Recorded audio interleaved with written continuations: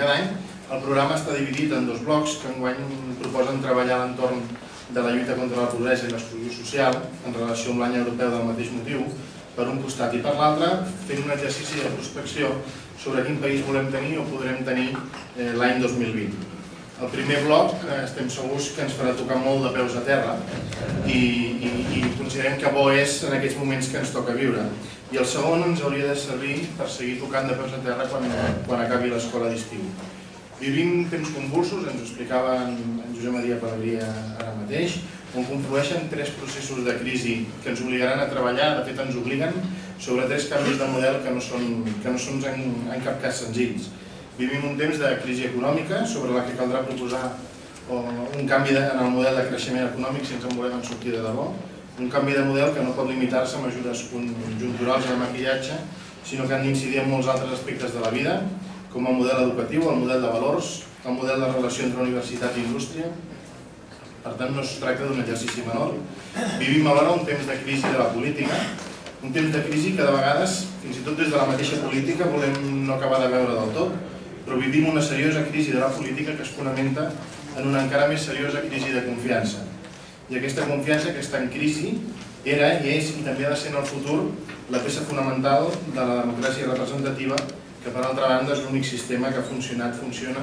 i té visos de funcionar si sabem posar-hi remei. Però cal posar-hi aquest remei perquè sense confiança no hi ha representació i sense representació no hi ha sistema de democràcia representativa.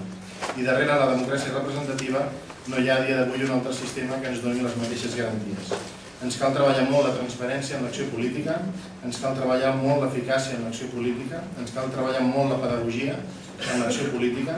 i no només ens cal governar bé, sinó que ens cal anar més enllà. I vivim també en el mateix moment una crisi de model d'estat associada a la sentència del Tribunal Constitucional que ens porta, com deien durant aquesta setmana, a un trencament del pacte constituent de l'any 78. 3 crisis en una i alhora, i les 3 profundes. Per això el segon bloc vol presentar-se com un exercici d'aixecar el cap d'entre la boira per albirar cap on volem i cap on podem anar. Crec que en resum és un bon programa que ens permetrà treballar de valent. Jo us pregaria en aquest sentit,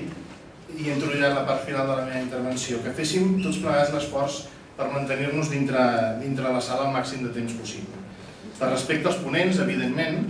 i per respecte també a aquells companys i companyes de l'INECA i d'Unió Democràtica que porten mesos treballant en la preparació d'aquestes sessions i que ja han treballat molt a gust i de manera molt eficient amb la idea que la sala fos plena. I estic segur que us en fareu solidaris. I finalment, ja que tinc l'ús de la paraula, m'agradaria agrair profundament la feina feta per la Núria Nogués i la Mireia Ròniz, que s'hi han deixat moltes hores perquè tot sortís bé, a la Cristina Martínez, que recollirà en format audiovisual tot el que s'esdevindrà avui i demà, al Víctor Tejada, que des de la República Dominicana s'ocuparà d'anar penjant a la xarxa tot el material de la Cristina, el Cristian Palazzi, el Marcel Oliver, el Carles Castellanos, l'Enric Sabater, la Trini Esteve, l'Anna Boada, el Cecili Expósito, perquè sense ells tot això que estem vivint aquest parell de dies no seria possible i la resta del personal, tant de la casa com d'Unió, perquè ja han treballat de valent. I un parell d'afegitons més. Totes aquestes persones, també de fet tots vosaltres, tenim gent que ens espera a casa al vespre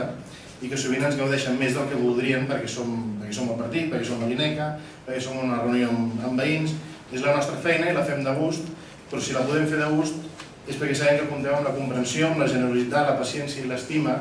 de qui ens espera a casa sense condicions. I per tant a ells, les nostres famílies, també els voldria donar les gràcies per poder celebrar aquesta escola d'estiu. I finalment, perquè no me'n vull oblidar, voldria agrair i voldria de fet que tots plegats agraïssim la feina feta per una persona que em sembla que avui no és aquí, però que espero que demà ens pugui acompanyar, com és el meu predecessor en la tasca de direcció de l'INECA, en Josep Maria Martorell. Crec que ha estat un excel·lent director, que ha fet una molt bona feina i que l'ha deixada tan ben organitzada que per qui us parla tot han estat facilitats a l'hora de dur a terme la meva tasca.